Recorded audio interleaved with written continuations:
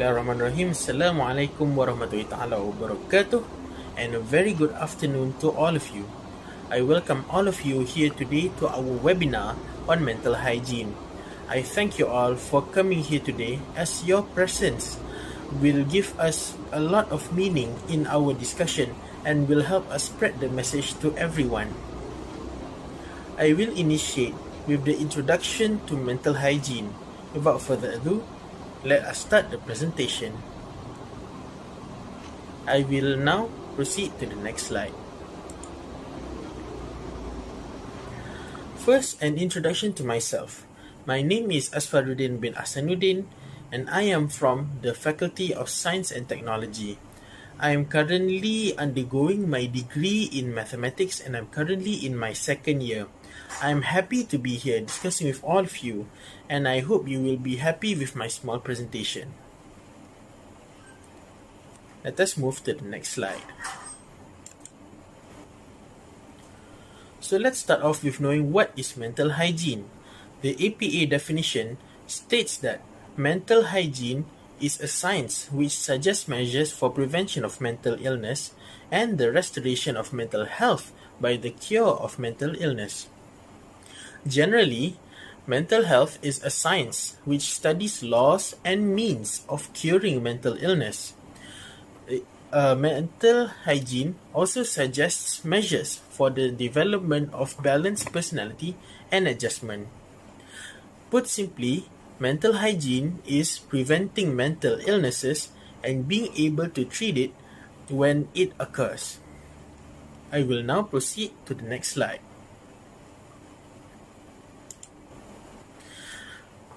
Now let's learn about a bit of history of how mental hygiene came to be. It all started after World War II, when mental health and mental hygiene movements are combined. They promoted intervention, prevention, and promoted mental health. They focused on children and improved the education system of children. In 1909, the National Committee for Mental Hygiene was founded. A notable figure was Clifford W. Beers. They improved mental hospitals, and they also incorporated mental hygiene in education. They also inspired other professions to do the same. Then they derived basic ideas on mental hygiene from studies by Adolf Meyer. Now let's proceed to the next slide. Fast forward to the 1920s, Sigmund Freud's psychoanalytic ideas became influential in the United States. Then this leads to the fostering of mental health in children. They then established child guidance clinics based on William Healy's clinics. They focus less on treating juvenile delinquents and more on preventing mental health issues in children. This leads to more research being done on child mental development. And finally, in the 1930s, educational programs were developed to foster children's mental health. They suggested that children's psychology be included in teacher training modules. They also suggested that an educational reform to make sure that education prepares child for life instead of merely teaching knowledge. The main thing to notice here is that good mental hygiene in children leads to good mental health in adults. Thus, we need to realize that this mental hygiene movement led to better lives for growing children, and their mental health is a priority. Now let us proceed to the next slide. So, what is the relationship between the mental health and mental hygiene? Basically, we execute mental hygiene to preserve mental health. In mental health, we say that one person is mentally healthy only when we see that he has maintained a balance or integration between his body, mind, spirit, and his environment. In mental hygiene, the states of health and illness are defined according to the values of a society. Generally, when one's behavior is adaptive to an environment, one is considered to be mentally healthy. Conversely, if one's behavior is maladaptive to the environment, one is considered to be mentally ill. A common example is when we see who is naked across the street. It is uncommon for people to be naked outside of their house. So, thus, we might conclude that one is mentally ill. The state of emotional well-being or mental health means the person functions comfortably within his society and that the person is satisfied with himself, his society, and his achievements. And with that ends my introduction to mental hygiene. I will now pass my speech to the next speaker, which is Iman, who is more than eager to share her part of the story. I thank you. Thank you, Asfar, for your great explanation about the difference between mental health and mental hygiene just now. It's a great help for me to understand mental hygiene even deeper. So now, I'll be introducing myself. I'm Nur Imanina Amanda Rusdi, a Year 2 student from Engineering Faculty. I'll be delivering about the importance of mental hygiene in our daily life. Next slide. In a world with over 264 million people suffering depression and a pandemic threatening an explosion in the number of cases, mental health has become a top priority for governments. From my research, government itself considers it imperative to urgently strengthen psychological care services in the face of alarming figures coming from countries like the US, where 45% of the population has seen a deterioration in their emotional state due to the coronavirus, according to a study by the Kaiser Family Foundation. Hence, in these difficult times, mental hygiene is the key to protect society's most vulnerable, such as the young. Next slide. The behaviors that mental hygiene covers are designed to prevent negative behavior, provide emotional stability, and improve quality of life.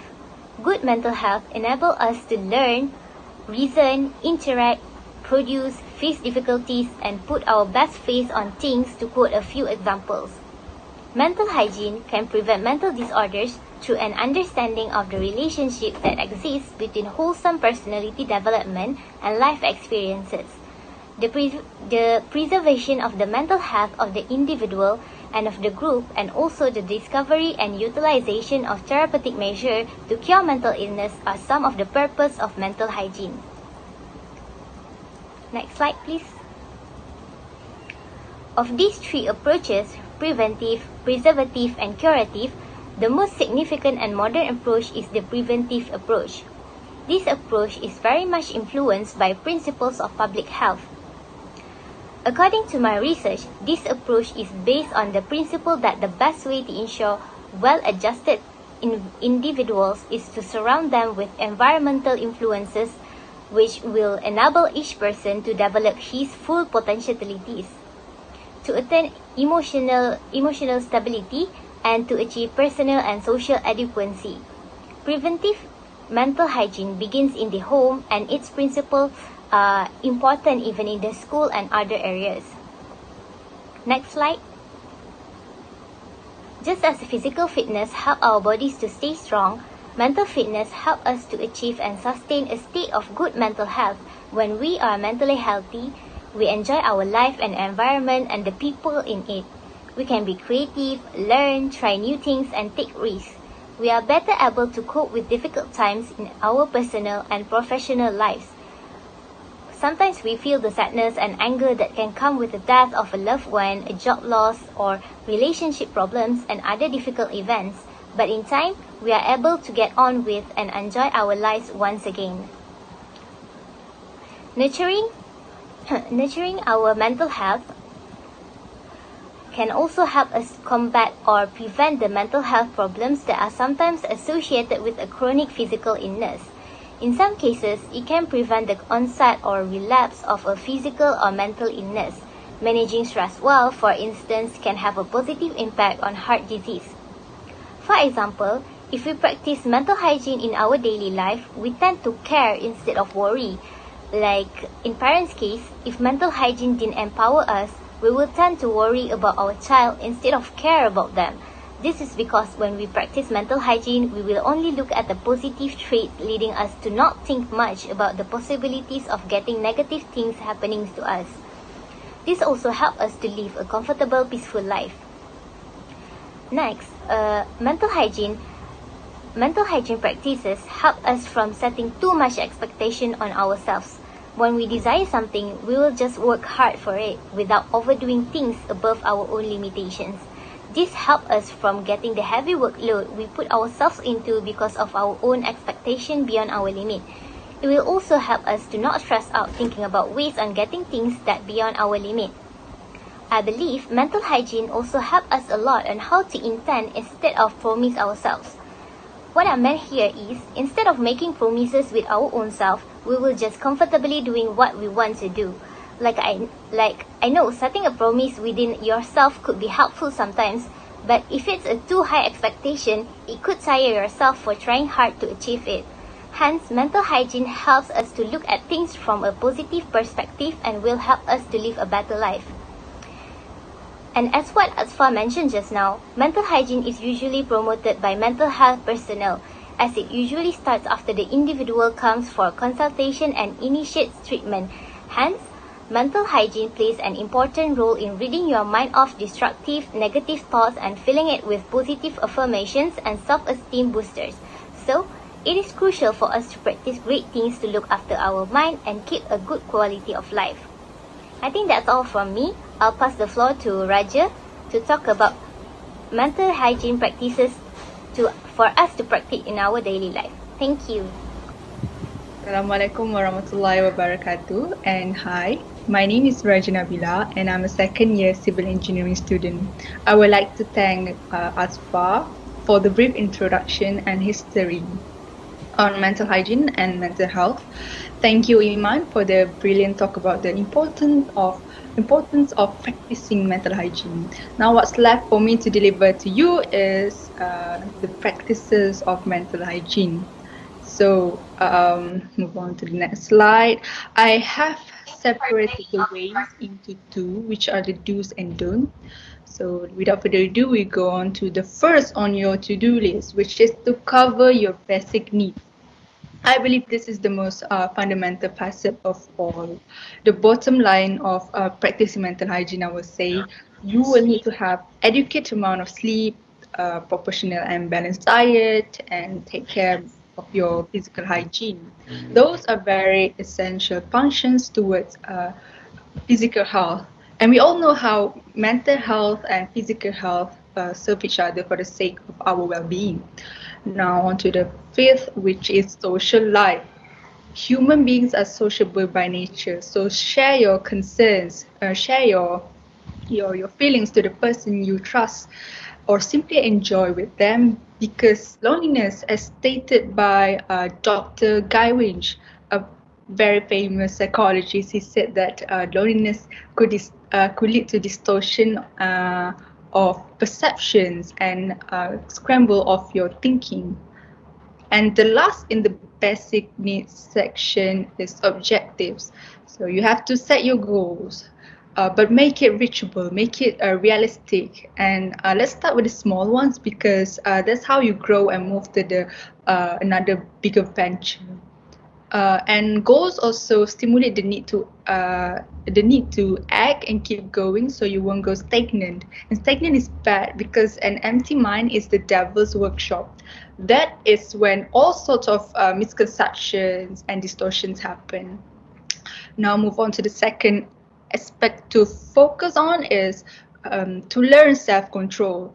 There are a lot of encounters involving dwelling of emotions on our daily basis. So you need to be aware of it to keep your emotions, to keep your moods to the normal threshold level. When you're frustrated, you don't want to get too frustrated that you throw a tantrum everywhere. And when you are excited, you don't want to get too overjoyed and hype up until you drain your energy to zero. So that's what I mean by having emotional equilibrium here. And the third aspect is having knowledge and awareness. Knowledge is power, and if we are equipped with reasonable knowledge, we know how to cater on and solve problems so that we won't bear a lot of circumstances that further affect our mental health in the future, like failure and regrets. And awareness is also a key to prevent any other circumstances. Now, everyone, I can say that you are fully aware of the importance of mental hygiene after hearing my friend Iman's speech, and therefore you will likely grasp ways to aid your psychological wound. I'm sorry, not aid your psychological wound, because by knowledge you are aware, and by awareness you act accordingly. Okay, the final on to-do list is practicing mindfulness.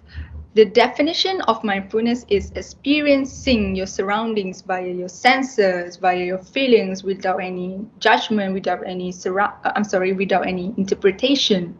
Because judgments and interpretations can be misleading. And some of you might know that one form of mindfulness that is common to us is performing your prayer with wholeheartedness, or in the Islamic term we call it khushu'. Psychologically speaking, to reach mindfulness we need three components. So first is intent. You intend to be mindful of what you're doing. Second is attention. You concentrate your heart and mind to whatever you're doing. Last is the attitude that you're giving, like the definition holds. You're not being judgmental, and you're caring to the surroundings. So that is the attitude that you should be giving. Say you're in class, you want to be there. That is your attention, and you focus on the lecture instead of complaining, you being there and teleporting your mind to somewhere else. So it means that you have your attention there, and you're kind to your classmate. Now that's the right attitude to give in. Henceforth, in another say, mindfulness is to live in the moment. Okay, finally we are done with the to-do list. Let me have a sip of water. Now, on to not do. We shouldn't self-reject. We shouldn't do self-rejection because it creates a very messy psychological injury in us. It doesn't happen only when we are outcasted by people, like the first point said, outcasted. And we care of the reasons why they outcast us. But it also happens when we compare ourselves and situations to other people.